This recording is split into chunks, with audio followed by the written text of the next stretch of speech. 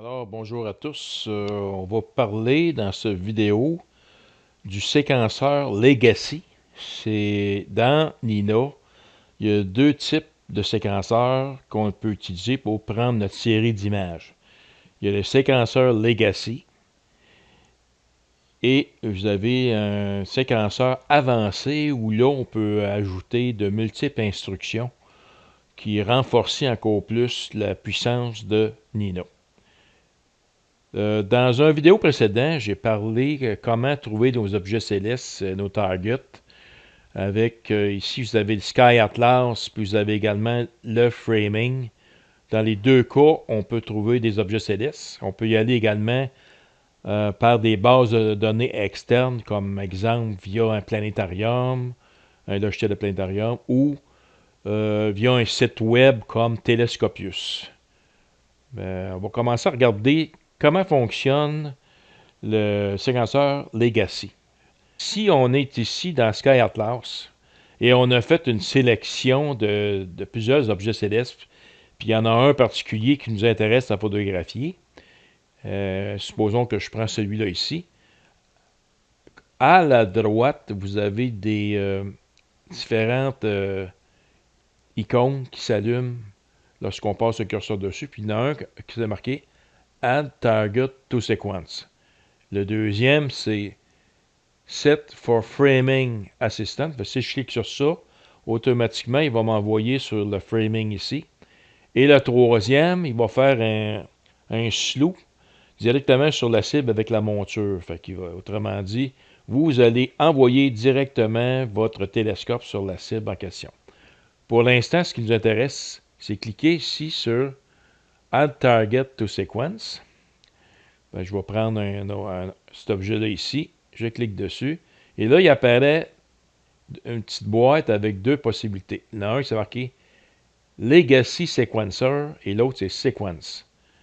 Sequence, c'est le séquenceur avancé. On y reviendra dans une autre vidéo. Là, on va regarder seulement que le Legacy Sequencer. Si je clique sur ça, il m'ouvre une fenêtre ici avec ici notre objet qui est dedans. Fait que c'est comme ça qu'apparaît la fenêtre du Legacy Sequencer. Comment ça fonctionne, cette fenêtre-là? Premièrement, si vous voulez savoir comment ça fonctionne, vous avez la possibilité de cliquer ici sur le manuel en ligne. Vous allez ici, vous avez Sequencer, puis vous avez Legacy Sequencer ici. Si vous cliquez dessus, vous allez avoir plein d'informations sur comment fonctionne le Legacy Sequencer. Et également, vous avez l'Advanced Sequencer ici. Si vous cliquez dessus, puis vous allez voir les différentes fonctions, ça vous explique comment ça marche. Ça, c'est avec le manuel en ligne que vous pouvez cliquer ici sur le petit bouton qui est là en bas à gauche. Bon, c'est pas tellement compliqué. Vous avez ici une petite flèche que si vous cliquez dessus, vous voyez apparaître des choses ici. C'est marqué Target Set Start Option. Fait que ça, c'est la partie pour débuter notre séquence. Fait que cette partie-là va servir à activer certaines composantes de nos accessoires. Par exemple, on voit Cool Camera ici. Et j'en ai un autre identique. C'est marqué Target Set and Option. Fait que c'est des actions pour réchauffer la caméra puis parquer la monture. Le Target Set Start Option, c'est des actions pour refroidir la caméra, unparker votre monture, puis d'activer le Meridian Clip. Fait qu'en principe, pour les faire apparaître, il faut que vous cliquiez sur la flèche ici. Là, vous les voyez ici. Bon, ici, vous avez la possibilité de mettre ça sur Off ou On en cliquant sur le petit bouton ici. Je vais également configurer la partie de la fin lorsque la séquence va être terminée. Mais je veux qu'il réchauffe la caméra, je vais marquer On. Puis je veux qu'il parque la monture, je vais marquer On ici. Bon, ici, vous avez votre cible qu'on a choisi tantôt. Fait que si vous voulez ici l'effacer, vous cliquez ici avec votre souris, vous allez un petit peu vers la droite, vous allez voir apparaître ici ce bouton-là. Fait que ça, ici, c'est un bouton Reset. Resetter, c'est, supposons que vous avez arrêté votre séquence pour une raison quelconque, vous avez fait un mauvais guidage ou des nuages qui passent, ces choses-là. Ben, pour repartir la séquence, il faut le resetter. Il faut cliquer sur le bouton Reset. On va avoir ça aussi, un bouton Reset, dans différentes instructions du séquenceur avancé. Fait que ici, vous avez Reset Progress of all sequence items in target. Fait que s'il faut que vous resettiez, vous cliquez ici sur le petit bouton qui est là. Là, il va vous mettre une fenêtre si vous voulez vous resetter, on va marquer oui. Bon, puis ici, vous avez une petite poubelle. Fait que si vous cliquez sur ça, ben, votre objet ici va disparaître. Fait que si je le fais, il va vous demander si vous voulez l'effacer. Si je dis oui, il va l'effacer. Bon, je vais cliquer sur non pour ça. Ici, c'est la possibilité de rajouter d'autres. Vous pouvez ajouter ici d'autres cibles. Par exemple, si je la mets une ici, c'est marqué Target ici, mais il n'y a rien dedans. Fait que je pourrais, par exemple, à partir d'une autre ressource, je vais aller justement dans mon logiciel de SkyX Pro. Ici, j'avais sélectionné dans Find M3, MC3, qui est ici. Fait que là, en sélectionnant MC3, j'ai toute l'information à 163 de déclinaison que j'ai besoin. Fait que je vais aller dans Nina. Puis je vais cliquer ici le petit bouton Importer à partir d'un logiciel de planétarium. Fait que si je clique sur ça, ma cible ici devient M3. J'aurais pu le faire autrement. Fait que, mettons que je m'en vais dans mon logiciel encore, puis je vais faire une recherche. Exemple, je vais marquer NGC 4244, qui est une galaxie, qui est située ici dans Coma. Fait que toute l'information que j'ai ici, ben, je pourrais aller encore là, l'importer en cliquant sur le bouton tout simplement ici. Puis là, il a remplacé mon objet par celui-là ici. Le petit bouton ici, c'est Send Coordinates to Framing Assistant. Si je clique dessus, ça m'amène mon objet que j'ai choisi dans le logiciel de planétarium de SkyX Pro dans la partie Framing. Fait qu'ici, supposons que je joue avec la rotation et que je veux maintenant ramener cette information-là au séquenceur de Legacy. Je vais cliquer ici sur le bouton, puis là, je vois encore Legacy Sequencer, je clique dessus. Et là, ici, il m'a mis mon M44 avec l'angle de rotation de 35 degrés. J'ai encore un NGC 4144, mais j'avais un angle de rotation de 0 degré sur celui-là. Fait que si celui-là, je désire l'effacer, je le mets en surbrillance, je clique sur la petite poubelle, je réponds à oui à la question de l'effacer. Et là, maintenant, j'ai celui qui m'intéresse avec un angle de rotation de 45 degrés. Fait que donc, ce bouton-là, c'est le bouton Framing. Ici, on va rajouter un exemple Target. Je ne mettrai rien dedans. Ces deux flèches-là, c'est pour simplement déplacer l'ordre des cibles ici. Exemple ici, NGC 4244, je veux l'avoir au début. Je la sélectionne, je clique sur la petite flèche. Et là, 4244 est rendu complètement la première cible à faire dans ma session. Si je veux la mettre à la troisième position, je la sélectionne. Je clique sur la flèche ici. Fait que là, il est rendu à la deuxième position. Là, je suis rendu à la troisième position. Fait que ça, c'est pour simplement changer l'ordre des cibles. Si je veux sauvegarder mes cibles ici, j'ai un petit bouton ici, sauvegarder. Fait que ça le dit. Save Current Target to Asset. Fait que si je le fais, bon, ici on a Target Set. Je vais lui donner un nom. Fait que je vais l'appeler Test. Et je vais cliquer sur Save ici.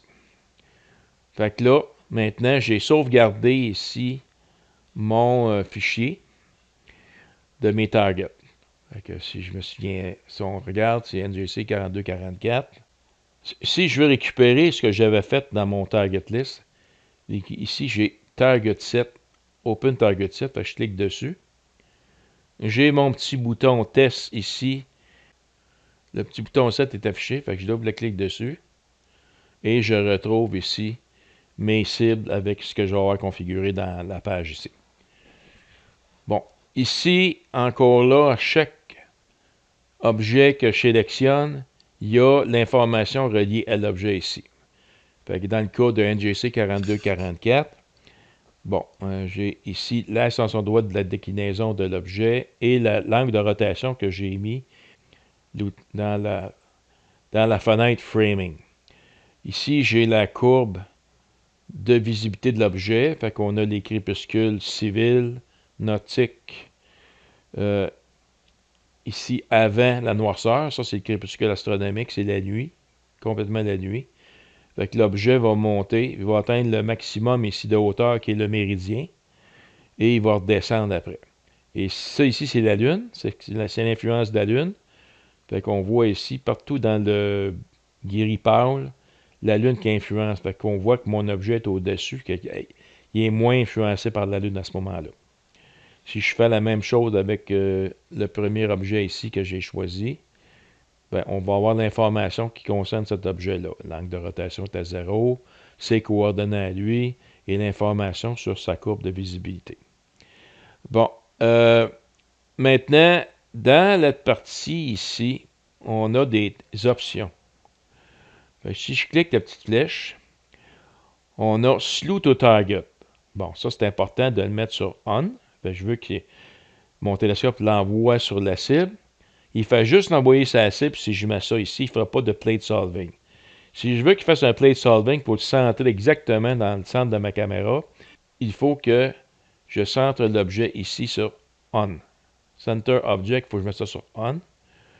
Si j'ai un rotateur, j'ai besoin de tourner ma caméra avec le rotateur, je vais actionner ici le rotator target. Sinon, je peux le laisser sur off. Puis, je veux qu'il fasse l'autoguidage, qu'il sélectionne l'étoile guide avec PHD2. C'est important de le laisser sur on. Fait que ça, c'est important. Ici, target option. Ici, j'ai slow. Ensuite, j'ai centré l'objet et l'autoguidage. Maintenant, ici, la partie autofocus, on ouvre ça aussi. Fait que là, je veux qu'il fasse un autofocus, mais ça dépend sur comment je veux. Je veux qu'il fasse un autofocus au départ. Oui, ça je suis intéressé. Ou je peux mettre aussi, à chacun des fils qui changent, je peux mettre ça sur on. Ben, chacun des fils qui va changer, il va faire un autofocus, qui est quand même assez long. Si vos filtres sont parfocales, vous n'avez pas besoin nécessairement de le faire. Vous pouvez le faire après un certain nombre de temps. Là, vous pouvez mettre le temps ici que vous voulez, à toutes les 30 minutes. Je veux qu'il fasse un autofocus. Après un certain nombre d'expositions, fait que si vous avez pris des 10 ou 15 expositions de 5 minutes, mais vous pouvez dire, si vous mettez le nombre d'images, ben après 10 images, je veux qu'il me fasse un autofocus. Après un changement de température, et après que le HFR augmente d'un certain pourcentage. Fait qu'ici, il y a 10%. Vous pouvez le mettre à 5% si vous voulez. Moi, je le mets sur à peu près ça ici. Fait que c'est pas mal la configuration de ma fenêtre ici. Maintenant, pour monter la fenêtre pour faire nos images, on va servir des outils qu'il y a ici. Fait que le petit plus ici, à chaque fois que je pèse sur le plus, j'ajoute des lignes ici que je vais pouvoir configurer. Fait qu'ici, si j'ai le choix de mettre ça sur On ou Off au niveau Enable. Si, par exemple, j'ai mis Off ici, bien la séquence va se faire comme ça, mais elle va passer par-dessus celle-là qui est Off, puis elle va continuer sur les autres. Fait que ça, vous pouvez actionner configurer la première partie Enable, On ou Off. Ensuite, le total. Ben, je peux faire le nombre d'images que je veux. Là, je vais, exemple ici, c'est 1. Si je veux changer ça pour 10, mais je mets la case en surbrillance, puis je mets 10 ici. Fait que là, ici, il va faire 10 images. Le temps d'exposition, ben, là, ici, c'était à 1 seconde. Je peux mettre 600 pour 10 minutes. C'est moi qui décide de ce que je fais comme configuration. Le type d'image, c'est soit des dark, des flat ou des bias ou des lights. Dans le cas des photos, on prend des lights. Le filtre ici, mais si vous avez une roue à filtre, vous la configurez en conséquence. Donc, le premier, ici, je vais mettre le filtre luminance. Binning, même chose. Est-ce que je travaille en binning 1 ou binning 2? Moi, je travaille en binning 2. Ici. Dithering, ça, je peux choisir de faire du dithering ou non. Il va le faire seulement si la caméra d'autoguidage est branchée. Moi, j'en fais pas, mais si vous voulez en faire, vous mettez ça sur on, puis à combien d'images que vous voulez qu'il fasse un dithering, vous pouvez dire, ben moi, je veux qu'il fasse à toutes les 5 images, mettons. Donc, vous sélectionnez, marquez 5 ici. Le gain et le offset, ça, c'est dans le driver ASCOM. Bon, vous faites la même chose avec les autres, là, fait que vous configurez votre, ici, vos autres filtres. Fait que je vais le faire, puis je vais revenir après ça aux vidéos. Si je vais effacer des lignes que j'ai faites en trop, je sélectionne, puis je clique ici sur la petite poubelle. Je l'efface, ici. Bon, une fois que vous avez configuré la première ligne, ce que vous pouvez faire, c'est que vous pouvez simplement rajouter. Fait que vous voyez, c'est toute la même chose. Vous avez peut-être des choses que vous voulez remplacer dans ça. Par exemple, moi, je veux faire, bon, le premier, c'est la luminance. Le deuxième, je vais faire du RGB. Fait que là, je vais changer de filtre. Je vais changer ici la couleur parce que c'est dur à voir. Fait que j'ai un autre écran alternatif qui va permettre de mieux voir. Bon, ça, c'est plus facile.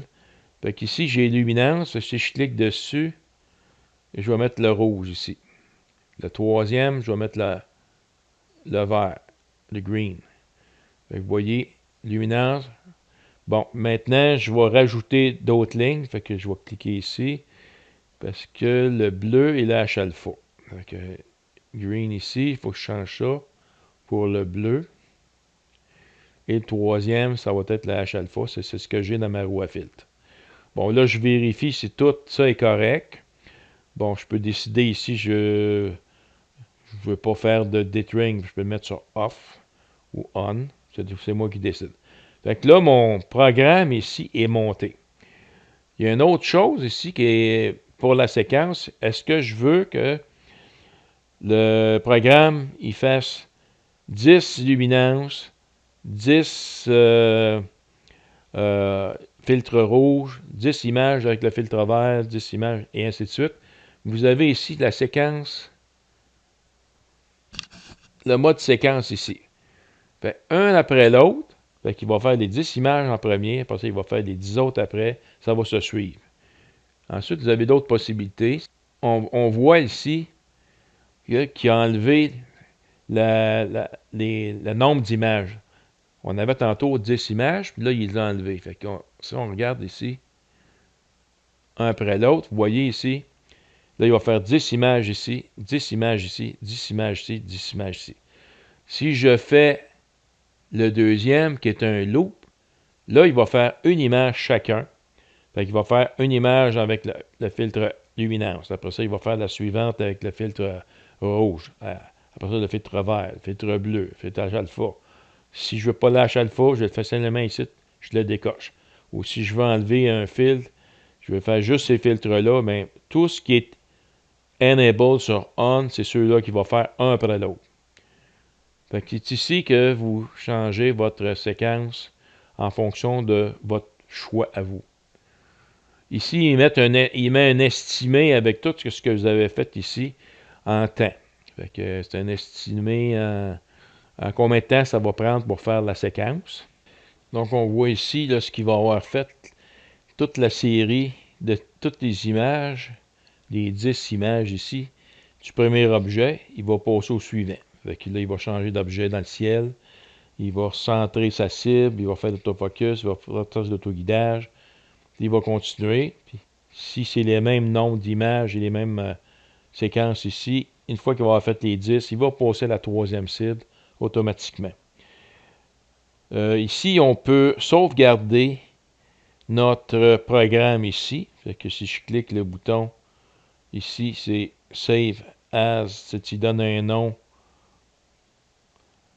l'objet. Normalement, ça, moi j'ai un dossier ici qui s'appelle Sequencer Legacy. Fait que, ici, il marque par défaut le nom du premier objet avec l'extension XML.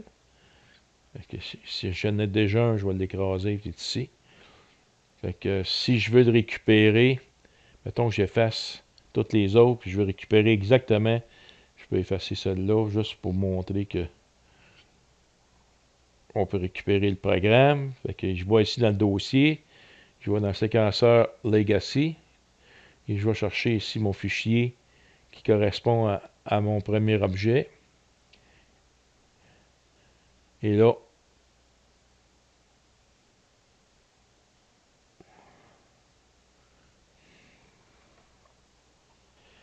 j'ai récupéré tout l'ensemble de mon...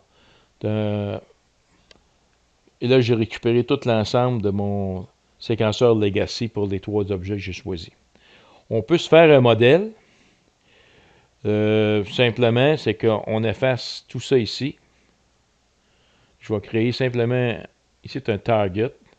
Je vais effacer mes autres objets. Je vais regarder rien que le target ici. Fait qu'ici, je me suis monté un modèle. Avec ça, j'ai rien mis dans Target parce que je peux l'ajouter soit avec le bouton de Planetarium ou avec le bouton du framing. Ce que j'ai fait, c'est que j'ai tout monté ici ma séquence avec mes filtres ici, mon temps d'exposition. Là, j'y vais ici par loop. J'ai configuré ici Slew to Target, le centrage par calibration astrométrique, début du guidage. Le rotateur, je ne l'ai pas mis parce que j'en utilise pas, mais si j'avais un rotateur, je le mettrais sur On.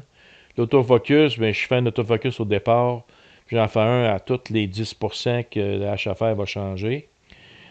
Ensuite de ça, puis je peux rajouter ici d'autres targets, là, si je paye sur le bouton ici, puis je le remplis avec les boutons ici. Ça, je peux faire un modèle de ça, fait que je peux le sauvegarder, Save As ici. Fait que ça, je le mets dans séquenceur Legacy, ici, et je vais l'appeler modèle. Avec l'extension XML, je fais un save ici. J'ai déjà un modèle, fait que je vais l'écraser. Et maintenant, si je veux mettre une cible ici, ben, je peux y aller comme ici. J'avais déjà une cible de sélectionner dans mon logiciel de Planetarium. Je peux l'importer en cliquant le petit bouton ici. Là, si je veux rajouter une nouvelle cible, je clique sur le plus. Bon, cette fois-ci, je vais y aller avec le framing. Bon, j'avais NGC 4244, Legacy Sequencer, je clique sur ça.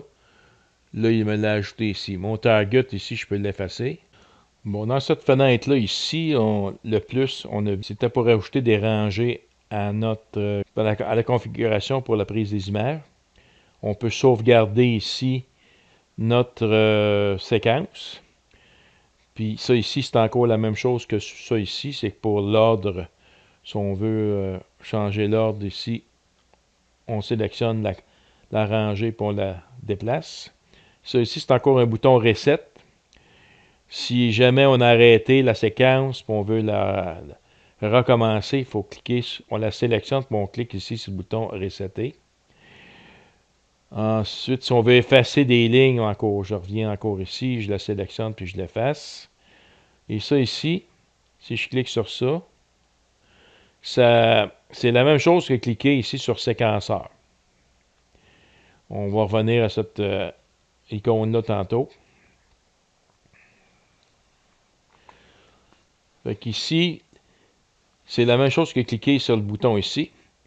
Si je veux récupérer mon séquenceur Legacy, c'est ici que je le fais. Et là, je vais le récupérer. Pour terminer cette section, ici, on a un autre bouton. Ce bouton-là ici, qu'est-ce qu'il fait? C'est qu'il transforme toute l'information de cette fenêtre-là en un programme du séquenceur avancé. Si je clique dessus, ça le dit. Êtes-vous sûr de vouloir exporter la séquence dans le séquenceur avancé? Je le clique. Là, on va changer complètement de fenêtre ici. Il a tout transformé le programme qui était en la séquenceur Legacy en séquenceur avancé ici. Il l'a fait automatique. Ça, j'expliquerai plus tard comment fonctionne le séquenceur avancé. C'est la partie que je considère la plus intéressante de Nina. Mais il faut comprendre un peu comment ça fonctionne. Et ça, je peux enregistrer ça ici, la même chose, en cliquant sur Enregistrer sous. Puis si je fais des modifications, je clique sur le bouton Enregistrer s'il y a déjà un nom de fichier. Et si je vais aller chercher éventuellement, une fois qu'il va être enregistré, je vais ici dans le dossier. Il demande si on veut quitter la page, je dis oui.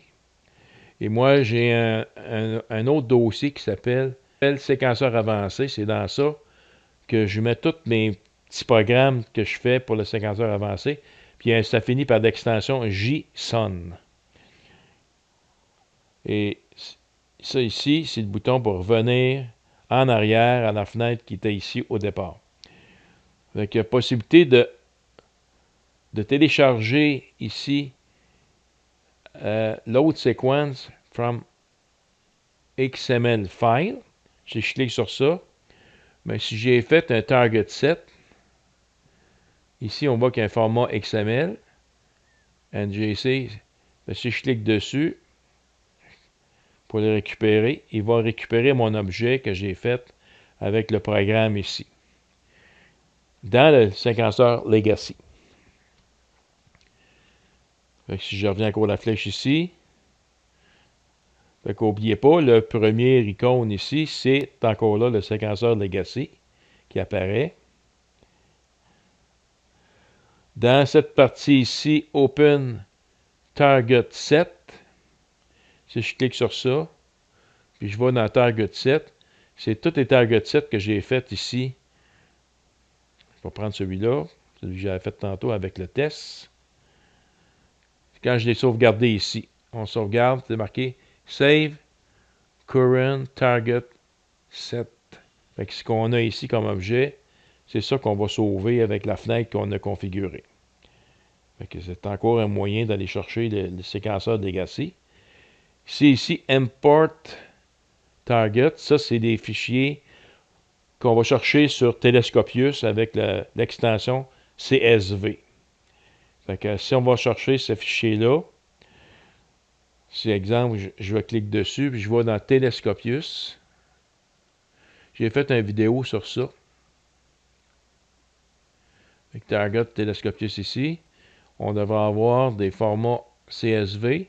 Si je clique sur ça, ça va m'ouvrir les cibles que j'ai été chercher dans Telescopius dans cette fenêtre ici. Puis il suffit maintenant de configurer la fenêtre en question. Fait que voilà comment fonctionne le séquenceur Legacy. Fait qu'il y a trois moyens d'aller le chercher. Il y a soit avec le Sky Atlas en cliquant ici sur Add Target to Sequencer, puis on choisit séquenceur Legacy, soit par le framing. Encore là, on va choisir notre cible ici. Puis, une fois qu'on l'a choisi, on va cliquer ici, ou plutôt sur le bouton ici, puis on va choisir séquenceur Legacy. Si on va dans l'icône séquence ici, ça va être comme ça. Et on clique le premier bouton, Target Set. Ben, on va encore là aller au séquenceur Legacy. Et en tout dernier, si on a tout monté dans notre séquenceur Legacy, puis lorsque vous allez être à l'aise avec le séquenceur avancé, bien, vous pouvez transformer toutes les instructions qui sont dans cette fenêtre-là en cliquant ici le petit bouton qui va vous faire un programme tout monté dans le séquenceur avancé. Lorsque notre fenêtre est toute montée dans le séquenceur Legacy, puis on est prêt à prendre les séries de photos, tout ce qu'on a à faire, c'est cliquer le petit triangle ici. Une fois que le petit triangle est parti, lui, il va partir dans notre séquence. Il faut s'assurer que tous nos appareils sont connectés. Sinon, il va vous marquer un message comme ça ici. Là, présentement, je n'ai rien connecté.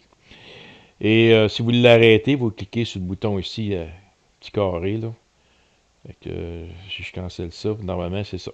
Le principal des avantages de la fenêtre du séquenceur Legacy, c'est qu'on est limité dans certaines de nos actions. Si vous avez juste un télescope, puis vous êtes en nomade, ça suffit amplement pour faire vos séances photo.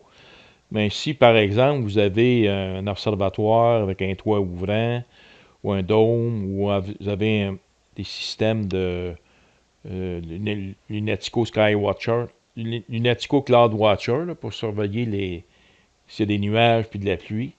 À ce moment-là, il y a des instructions que vous ne pouvez pas ajouter dans cette partie-là. Également, s'il y a des passages de nuages, vous perdez votre autoguidage, bien là, vous ne pouvez pas le récupérer. Ce que vous pouvez faire dans la partie du séquenteur avancé. Fait que vous avez beaucoup d'avantages d'apprendre à utiliser le séquenceur avancé parce que vous allez voir qu'en ajoutant des plugins, vous allez pouvoir ajouter des instructions possibles et enrichir votre programme au point que vous allez pouvoir tout automatiser vos séances photo de votre session d'astrophotographie. Vous avez toute l'information ici dans le User Guide. Moi, je ne me sers pas du tout du séquenceur Legacy, je me sers du séquenceur avancé. Je me suis fait des bons programmes dans ça, puis maintenant je le maîtrise. Et moi, je vous conseille d'y aller avec un programme que vous vous êtes fait dans le séquenceur avancé, et d'utiliser celui-là. On va les expliquer dans les prochaines vidéos. Merci de votre attention.